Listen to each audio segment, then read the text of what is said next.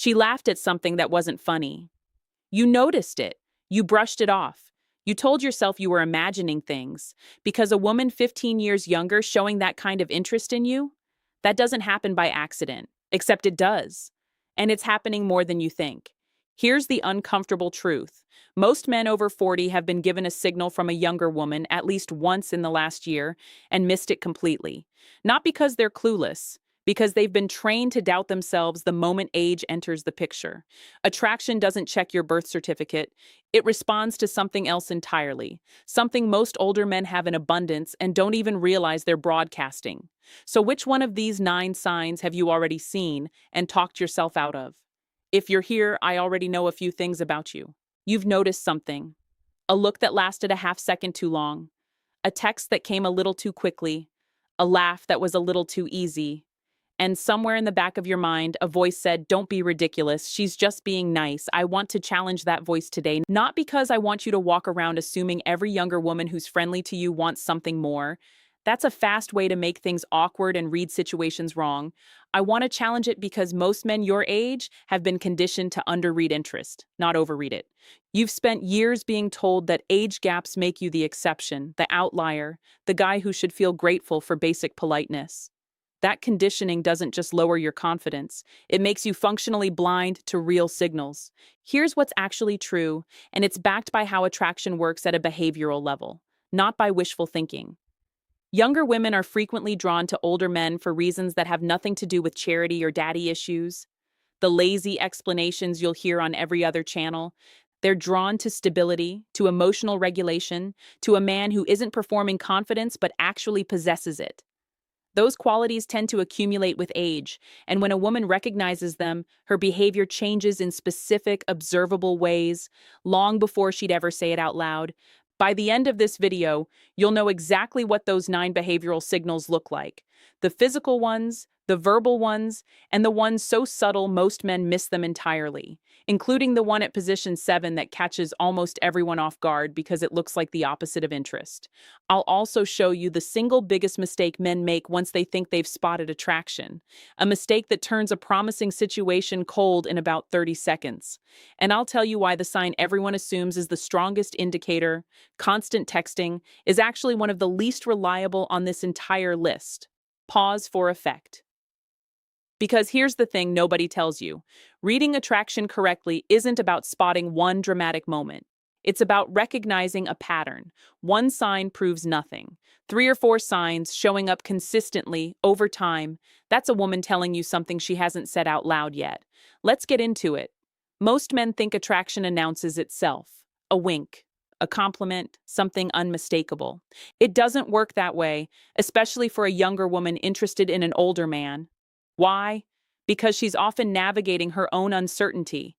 Will people judge her? Will he think she's too young, too inexperienced, not serious? So instead of announcing interest, she tests the water. Quietly, indirectly. And that's exactly why most older men miss it. They're waiting for a neon sign, and what they're actually getting is a whisper. Let's talk about what a whisper looks like. Sign 1. She remembers details you didn't think mattered. Not your job title, the small stuff. A joke you made 3 weeks ago. The name of your dog. The fact that you mentioned you don't like cilantro. Casual attention doesn't retain detail like that. Selective memory is a resource allocation decision, and the brain doesn't allocate resources to things it's indifferent to. Sign 2. She orients her body toward you in a group, even when someone else is talking. Feet, shoulders, torso, they point toward the person the brain has flagged as relevant. This is involuntary. She's not choosing it. Her nervous system is. Sign 3. She brings up your age directly, almost like she's testing your reaction. Doesn't it bother you that I'm younger? That's not a statement of concern. That's a woman checking whether the gap is a real obstacle in your mind, because if it's not an obstacle for you, it might not be one for her either. Here's a real scenario. A man I'll call David, mid-40s, described a coworker, 26, sharp, always professional, who started accidentally ending up at his desk around the same time every afternoon. He assumed it was coincidence. It wasn't. When we mapped the pattern, it happened 4 days a week, always right after his afternoon meeting, always with a manufactured reason to be there. That's not coincidence. That's proximity seeking. And proximity seeking is one of the oldest attraction signals there is, because closeness lowers the emotional risk of being noticed showing interest while still creating opportunity. Now, here's where cognitive dissonance comes in, and this is the part almost nobody explains correctly. When a younger woman feels drawn to an older man, part of her brain may be running a competing narrative. This is unusual. People might judge this. This isn't what I expected for myself. That internal conflict doesn't erase the attraction, it just changes how she expresses it. Sometimes that shows up as teasing, sometimes as overcompensating formality, being too professional, because she's overcorrecting for what she's actually feeling. Sometimes it shows up as pulling away right after a moment of real connection, because it scared her. That pull away moment is sign number 7P, the one I flagged in the title. And it's the one that trips up almost every man watching this. Because when a woman gets warm, connects, laughs, leans in, and then suddenly goes cold or distant the next day, most men read that as rejection. It's frequently the opposite. It's ego protection. She got closer than she meant to, felt exposed by it, and retreated to regain a sense of control. Distance after intimacy isn't always disinterest. Sometimes it's the nervous system slamming the brakes because things moved faster, emotionally, than she was ready to admit. Micro cliffhanger. So if withdrawal can actually mean interest, how do you tell it apart from someone who's genuinely just not into you? That's coming up, because getting this wrong is the single most common way men blow a real connection. Knowing the signs means nothing if you don't know what to do with them. Here's exactly how to handle this, step by step. Step 1. Track patterns, not moments. The action. Instead of reacting to any single interaction, mentally log what happens across at least 3 to 5 separate encounters. Does she consistently remember details? Consistently orient toward you? Consistently find reasons to be near you?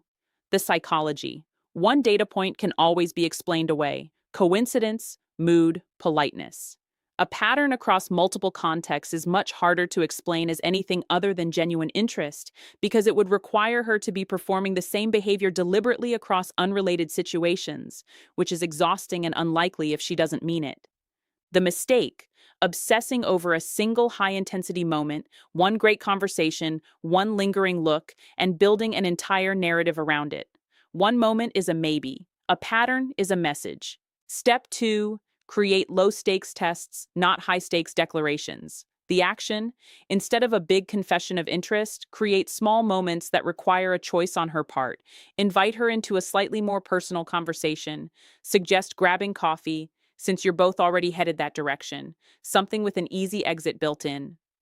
The psychology. Low-stakes tests let her show interest without needing to publicly commit to anything, which matters enormously if she's still working through the internal conflict we talked about, the worry about judgment, about the gap, about what people will think.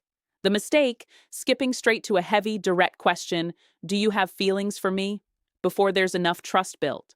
That question forces a premature decision, and when people feel forced, the safest answer is almost always no, even when the honest answer might be yes. Step 3. Hold your frame when she pulls back. The action. If she gets warm and then goes distant, don't chase and don't punish her with coldness either. Stay exactly as steady and pleasant as you were before. The psychology. Remember what we covered. Withdrawal after closeness is frequently a self-protective response, not a verdict. If you stay steady, you're proving the exact thing that made you attractive to her in the first place. That you're not reactive, not needy, not thrown off by normal emotional friction. Chasing her in that moment does the opposite. It confirms her fear that this is going to be intense and complicated. The mistake, over-texting or over-explaining right after she pulls away. That reads as anxious, and anxiety is the fastest way to kill whatever she was feeling.